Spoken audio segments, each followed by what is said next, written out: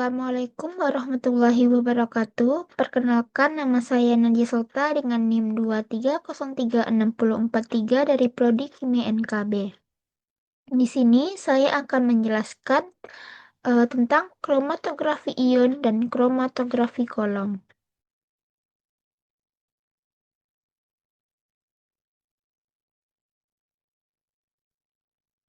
Kromatografi ion.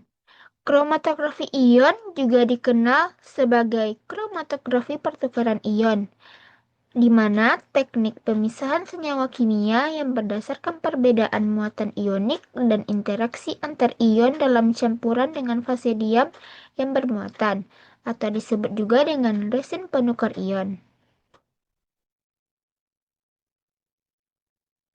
Sejarah penemuan pada kromatografi ion ini diawali pada abad ke-19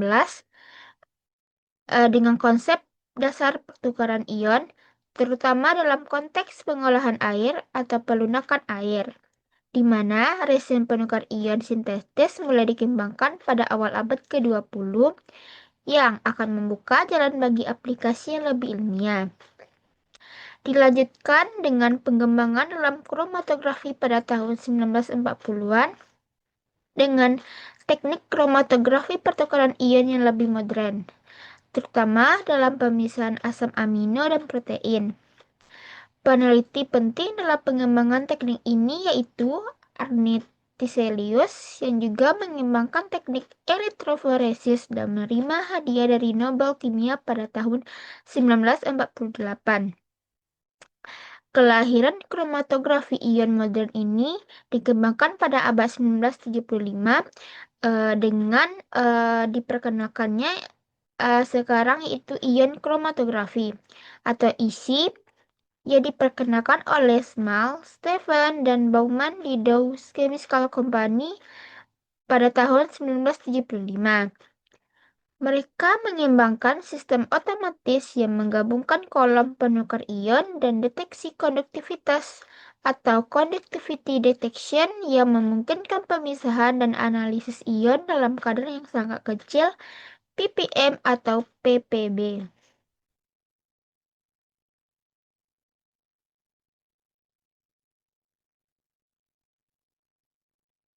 Jenis sampel dan eluen yang digunakan pada kromatografi ion ini dengan jenis sampel seperti air minum, limbah cair, air laut, urin, darah, pupuk, obat, makanan, dan dalam penelitian ditemukan dengan larutan ion Pb2+ satu timbal seperti PbNO3 dua kali. Dan eluen atau fase gerak yang digunakan seperti larutan asam atau basa encer, dimisalkan NaOH atau Na2CO3 atau NaHCO3 untuk ion anion, HCl, HNO3 untuk ion kation atau backwest. Dalam jurnal atau penelitian juga dicantumkan pada air suling atau AKHDS sebagai pelarut pembawa, HNO3 pH 1-5 untuk backwest atau recovery Pb2+.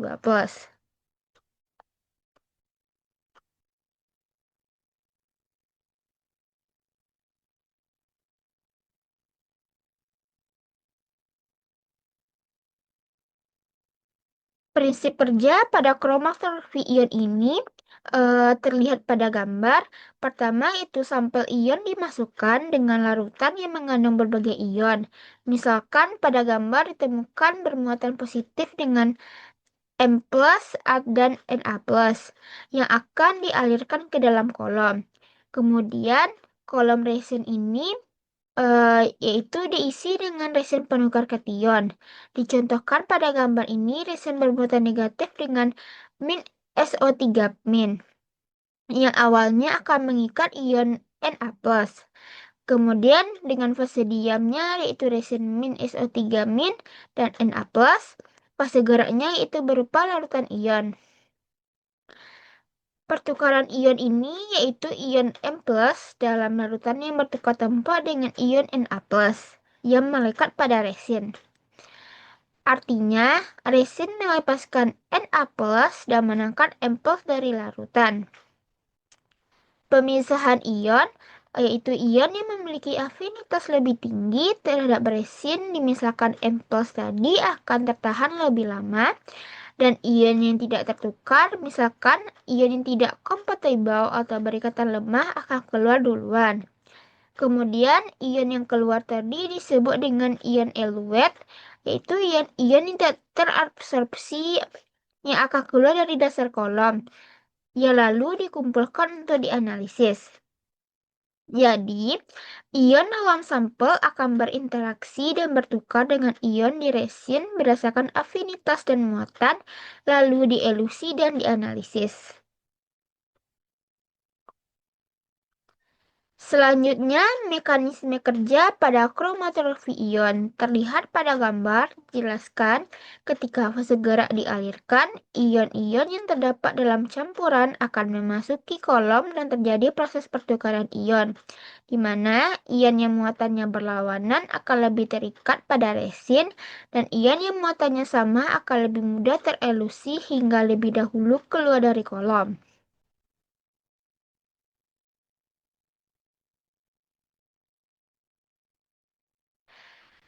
Kemudian didapatkan data dan hasil pada suatu penelitian dengan jenis sampel ion yang dipisahkan, ion logam timbal 2 atau Pb2+ dengan sumber ion Pb2+ itu dari larutan PbNO3 dua kali atau timbal nitrat.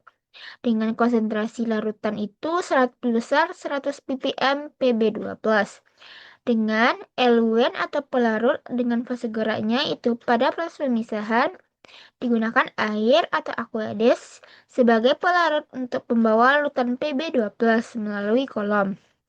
Kemudian pada proses backwast atau recovery dengan larutan HNO3 yaitu asam nitrat dengan pH bervariasi yaitu 1 sampai dengan 5 digunakan untuk pelepasan ion Pb2+ dari resin.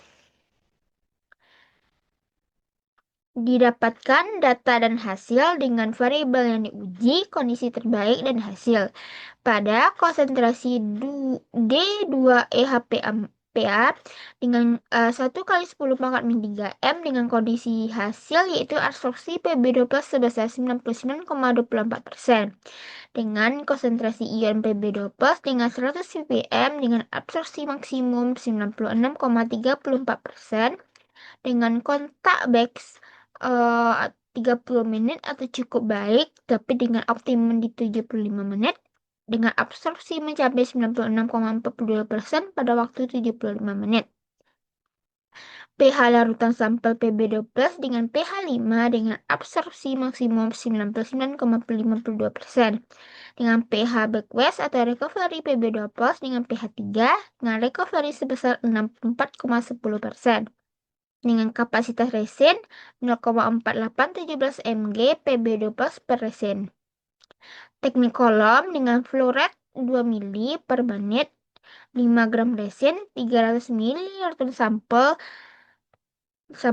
Semakin lama air, semakin banyak Pb2+ yang tidak terserap.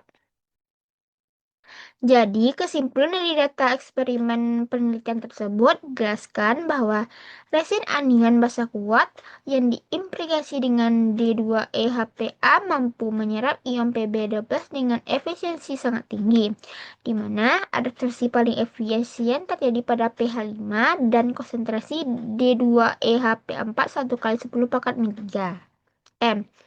Untuk pemisahan dengan teknik kolom ini efektif menurun setelah resin mulai jenuh, ditunjukkan dengan meningkatnya Pb2+ yang tidak terserap seiring waktu.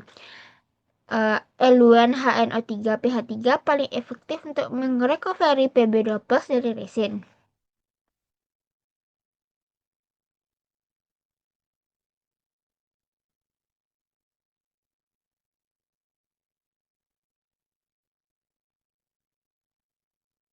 Selanjutnya kita akan membahas kromatografi kolom, di mana kromatografi kolom itu adalah kromatografi yang menggunakan kolom sebagai alat untuk memisahkan komponen-komponen dalam campuran menjadi unit-unit yang terpisah satu dengan yang lain berdasarkan pada perbedaan sifat masing-masing.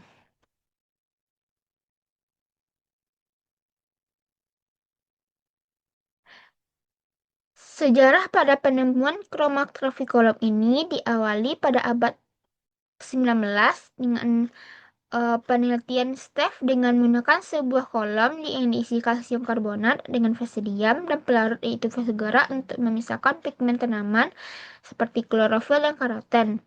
Dalam proses tersebut, pigmen terpisah menjadi pita-pita yang berwarna sehingga diberi nama kromatografi.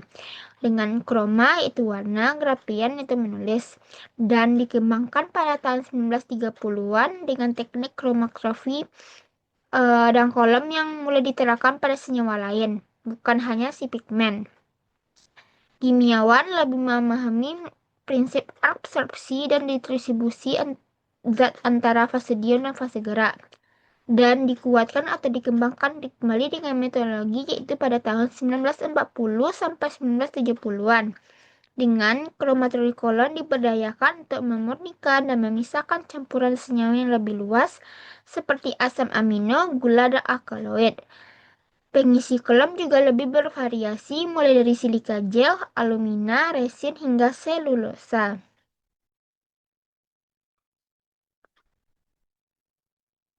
Jenis sampel dan eluen yang digunakan pada kromatografi kolom, di mana jenis sampelnya itu sampel cair seperti ekstrak fraksi cair zat terlarut. Contohnya ekstrak daun, minyak sirih, pigmen, senyawa metabolit, glukosa, dan alkaloid. Dan sampel padat yaitu campuran padat yang dapat dilarutkan seperti campuran asam amino padat, resin, serbuk akar, padatan hasil sintesis. Dan eluen atau fase gerak yang digunakan yaitu seperti eluen non polar atau kurang polar. Contohnya heksan, sikloheksana, petroleum ether yang cocok untuk senyawa non polar seperti lipid repana. Dan eluen semipolar contohnya kloroform, etil asetat cocok untuk senyawa dengan kepolaran menengah seperti alkaloid dan glikosida.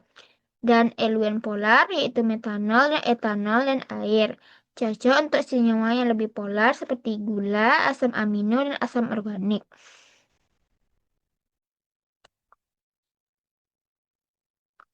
Prinsip kerja dari kromatografi kolom, di mana kromatografi kolom ini bekerja berdasarkan perbedaan afinitas atau interaksi masing-masing komponen dalam campuran terhadap fase diam atau biasanya silika gel atau alumina, dan fase geraknya yaitu eluen atau pelarut, di mana komponen yang lebih kuat interaksinya dengan fase diam akan tertahan lebih lama di dalam kolom.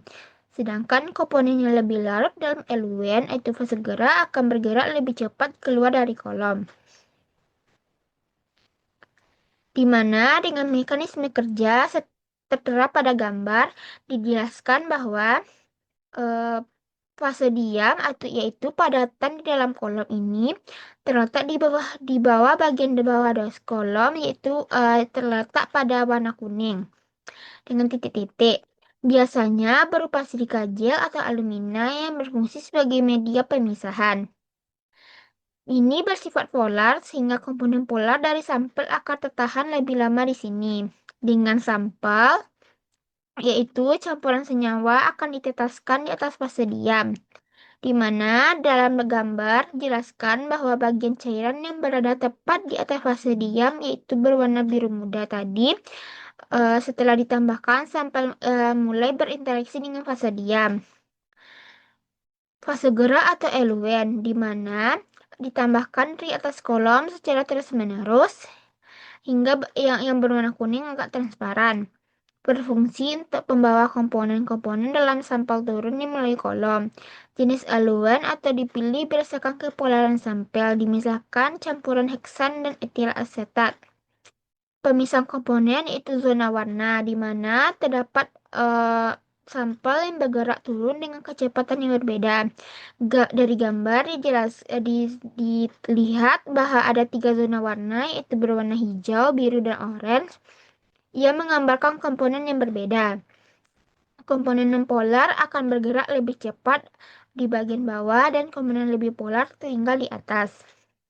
Fraksi. Setiap senyawa akan terpisah dan keluar dari ujung bawah kolom satu persatu dan akan ditampung dalam tabung fraksi terpisah untuk dianalisis dan digunakan lebih lanjut.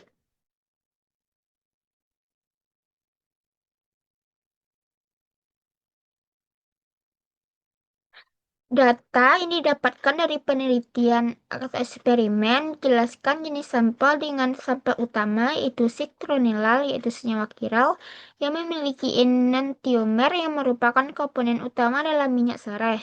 Dengan eluen yaitu toluena etil aset dibanding etil asetat dengan 12, banding 0,1 menghasilkan pemisahan paling jelas yaitu dua spot dengan RF berbeda. Eluen ini digunakan dalam kromatografi kolom bergradien untuk membantu elusi bertahap senyawa kiral. Terdapat dengan hasil yaitu fase diam dengan siklodextrin terasetilasi dengan kadar citronella yaitu 86,77% dengan silika gel sebagai pembanding yaitu 80,91. Ini ditarik kesimpulan bahwa hasil ditunjukkan bahwa fase diam siklodextrin terasetilasi memiliki kemampuan pemisahan yang lebih baik terhadap citronella dibandingkan silika gel yang biasa.